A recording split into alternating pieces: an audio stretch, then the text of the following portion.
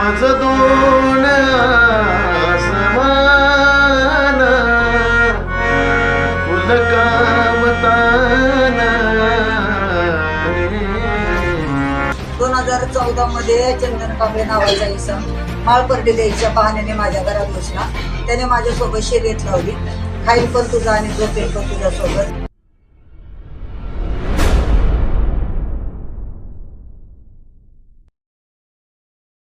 देव आणि अंधश्रद्धेच्या नावाखाली अज्ञानी गरिबांची दिशाभूल करून त्यांचे सर्वांगीण शोषण करणाऱ्या अनेक लोकमान्य भोंदूबाबांचा पर्दाफाश या देशाने पाहिलाय.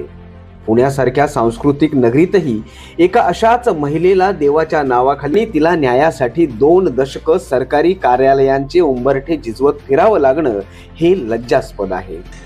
माझ्या गाडीवर 2005 मध्ये राजू राजपूत हा ड्रायव्हर म्हणून काम करीत होता. माझा केटरिंगचा धंदा होता.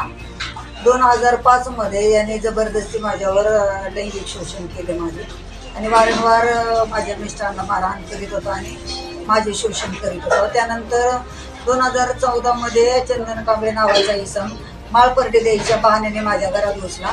त्याने माझ्यासोबत शर्यत लावली, खाईल पण तुझा आणि झोपेल पण तुझ्यासोबत. माझ्याकडून देवदेवाला 3 लाख रुपये खर्च करून घेतला. त्या शर्यतीमध्ये मी नकार दिला की तू झोपू शकत नाही कारण तू माळपर्डी दिली या हिशोबाने. पण त्यांनी रोज उठून घर मॉर्गेज करा, गाडी द्या, 1 तोळ्याची चेन द्या, 15,000चा ड्रेस द्या, सगळ्या 50 घरातल्या बायकांना साड्या द्या.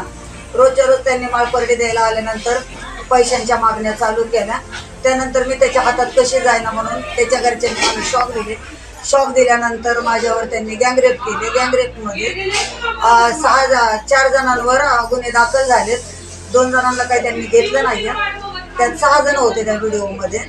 तर तसं दिघी पोलीस स्टेशननी फक्त एका आरोपीला अटक केलं. चंदन कांबळेला अटकपूर्व जामीन दिला. ती गरीब आहे, ती अल्पशिक्षित आहे, तिच्या मागे कोणत्याही राजकीय पुढाऱ्याचा वरदहस्त नाही म्हणून. आणि दुसरीकडे अत्याचार करणारा साधा सुद्धा नसून तो आहे महाराष्ट्राचा सुप्रसिद्ध लोकगीत गायक चंदन कांबळे, त्याचे वडील आदिनाथ कांबळे, सहकारी राजू राजपूतसह 20 साथीदार. चंदन कांबळेला आज महाराष्ट्रात लोकाश्रय आणि प्रतिष्ठा प्राप्त आहे. याच बुरख्याखाली त्याने आपलं शोषण केल्याचा आरोप या पीडित महिलेने केला आहे. गेल्या 1 महिन्यापूर्वी चिंचवड आयुक्त कार्यालयाला बहुउद्देशीय संघटनेकडून आपण एक अंधश्रद्धेचा अर्ज दिला होता. 25 लोकांवर भोंदूबाबांवर गुन्हा दाखल करण्यासाठी आणि आत्मदहन 15-20 दिवसापूर्वी आयुक्तालय कार्यालय चिंचवडला केले होते. तरीसुद्धा या भोंदूबाबांवर 25 जणांवर